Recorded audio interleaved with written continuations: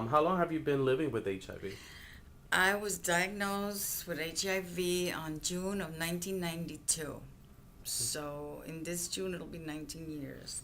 And what do you do to take care of yourself to live with HIV for 19 years? Well, I take my medication. Most important is to take your medication, adhere to your medication, eat well, sleep, get your 8 hours of sleep, and Mm-hmm. be happy. Like what I do on a daily basis, is um, eat healthy, exercise, walk, have to take time out for spiritual awareness and relax, take time out to Mm-hmm. rest and relax, turn everything off, put on a candle, have your aromatherapy, your music, take a nice bubble bath, and just relax and love yourself and love life. That's beautiful, and that's true. Everything you said. Love life. So how were you infected? I was infected by my ex husband. He was infected for 2 years and he didn't tell me Oh wow. because he was on a mission. He wanted to just infect everyone. He was angry that he was sick, so he wanted to get. I had heard from someone else that he said he wanted to get every woman sick, especially every Latin woman, because he was Italian.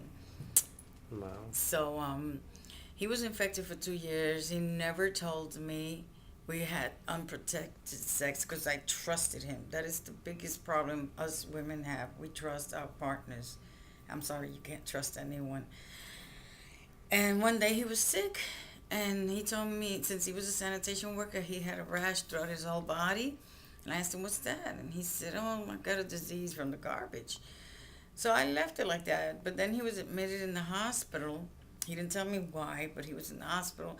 I saw these pills on his table. I asked him, "What's that?" He said, "Oh, vitamins the doctor wants me to chew on." Mm-hmm.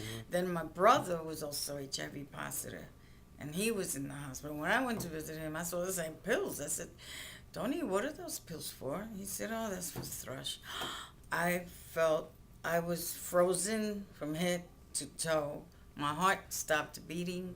I said, "Oh my God!" I always thought this is not gonna happen to me because my two brothers were infected. My sister was infected, so there were four of us. I was the only one who was not infected or affected. Well, I was affected, yes, because Mm-hmm. my family had it. But Wow. So I said this will never that many happen to people in me. your family were infected? Three. I Wow. buried three siblings. I buried two brothers and a sister. My mother Wow. buried three of her children. How do you deal with that? It was a sad situation, but I had to deal with it because it's the reality of life. Mm-hmm. And I was angry at myself because I did not educate myself on HIV, and I trusted my partner. I was really angry because I trusted Yeah, my a lot partner. of women put so much trust. I actually anybody puts trust in Trust, the people yeah. that they love, and so. Everyone But trusts. I think it's important that people know their partner, and if you see a pill, ask the person what is that, Yeah, and but he what do you. lied. Yeah. So I found out through my brother that that was for thrush. Mm-hmm. So after that, I got tested, and my test came back positive, and Wow. I So what was that literally was like? gonna Like. die. I felt that my life was over because I had changed my whole lifestyle.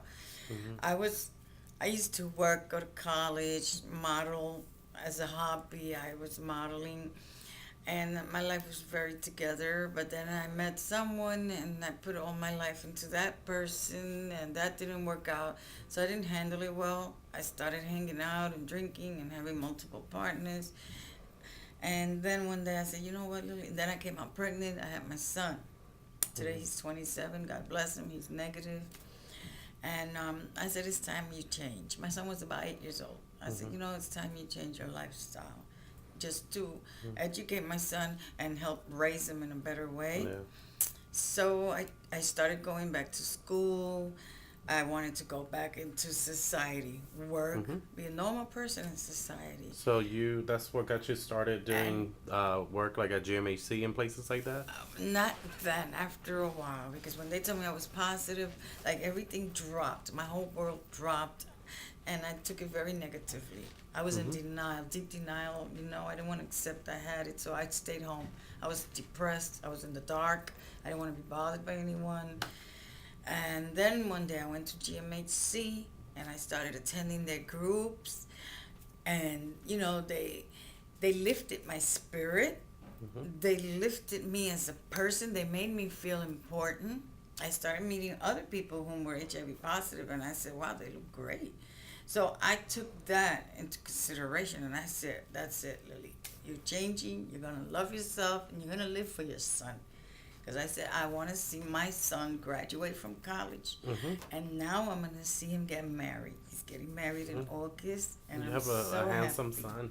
Thank you. I am so happy. Because So- I was going to give up, but GMHC helped me. GMHC, So- like I said, Yeah, so when I die, I want to die still working at GMHC. right. So what do you do at GMHC? At GMHC, I am a peer health educator. I educate women because my group is for women only. So I educate the Hispanic population. And most of my clients are over 50, but I also have a few that are under. We talk about HIV/AIDS issues. We talk about family issues. We talk about stigma. We address many, many issues that affect the Hispanic population, because we have a problem with our culture, our traditions. We don't want to talk about things like, we always say, that's not going to happen to me. Or, no, I don't want that information because I don't know anyone who's HIV positive. That's not so. How do you know who has HIV? You don't know. HIV does not have a certain look. Right. People don't walk around with a sign, I'm HIV positive. So you need to educate yourself. So we talk about many issues about HIV, the consequences that come with the medication, but the medication helps. That's what's keeping me alive, going on 19 years. Loving yourself. We talk about many issues. We also have a yoga instructor that would come in and help the clients take breathing lessons. They would come out at the end of the day stress-free, no tension, because they come into my group with tension and stress. By the time they leave with a whole different attitude. 2 of my clients have told me, you've changed my life completely. And I'm so happy when I hear stuff like that, because GMHC changed my life. So that's what I want to do.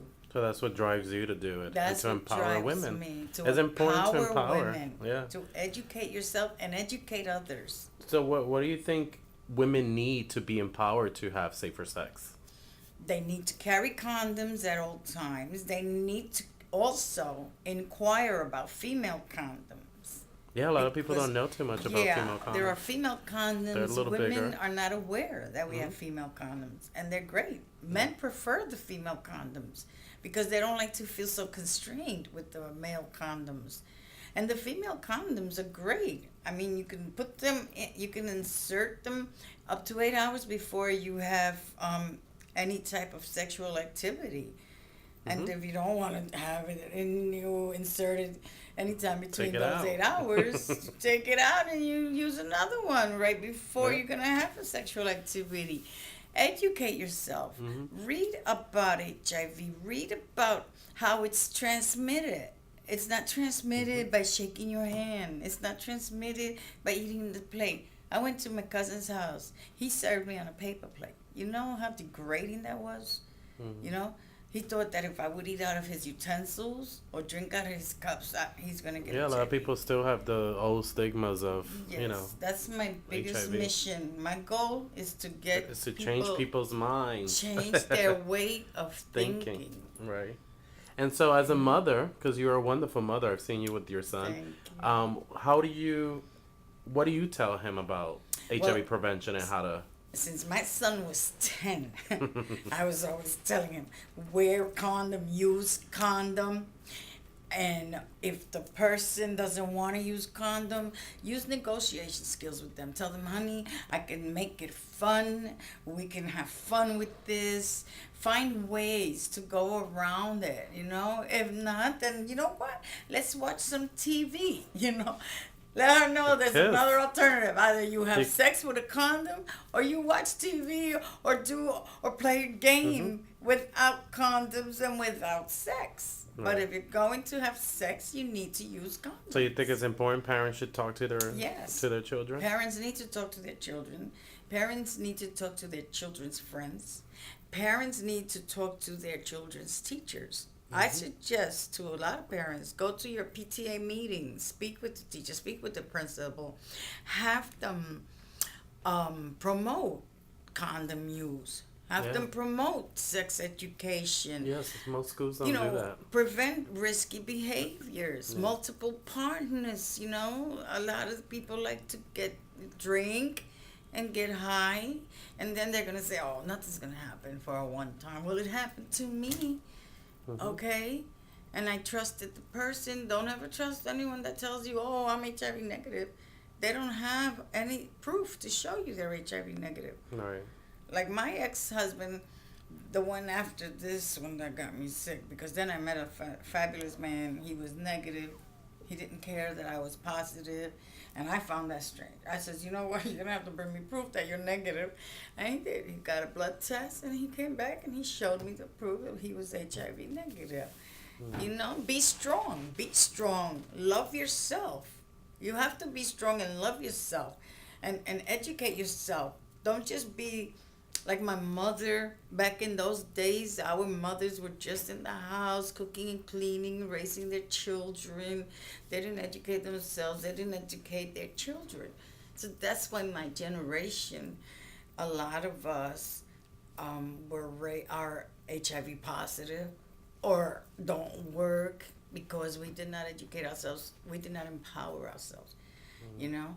But that's why my son's generation, they have empowered themselves. I see a lot of young kids going to college, getting their bachelor's, their master's. They're doing something for themselves and practicing safe sex. And that's what's important. And that's what's important. Prevention, prevention, prevention. Prevention. That is the only thing that's going to keep you alive and healthy and happy. Because when you're HIV positive, you always go through it like, oh my God, why didn't I do this the right way? Why didn't I learn? You know, forget about the why didn't I. Do it before that, so that way you don't have to hate yourself or be in denial and ask yourself, why didn't I? Do it. Do it now. Learn now. Right. Well, thank you for your time. You're quite welcome. I love talking to everyone. You don't know, I'm like a talker. Everyone tells me you talk too much, but I love to talk. Yeah, no, it's love it's to great educate to people. educate people and all of that. I love to educate. So thank you a lot. Hopefully, a lot of people see this video and you're I educating hope. them now. I hope. I'm 56. I will be 57 in November, and I hope to be a grandmother. I told my son, listen, I want to be a grandmother. And the other day I was thinking, I said, damn, when I die, I hope I'm still working at GMHC, because I love GMHC. I love the clients. I love the staff. I love GMHC. Changed my life. You know how Monopoly gives you a get out of jail free card? Well, GMHC gave me a get out of a depression free card. And that's how I help others and empower others. Thank you. You're quite welcome. I hope this helps a lot of people and helps them to help themselves, to empower themselves, educate yourself.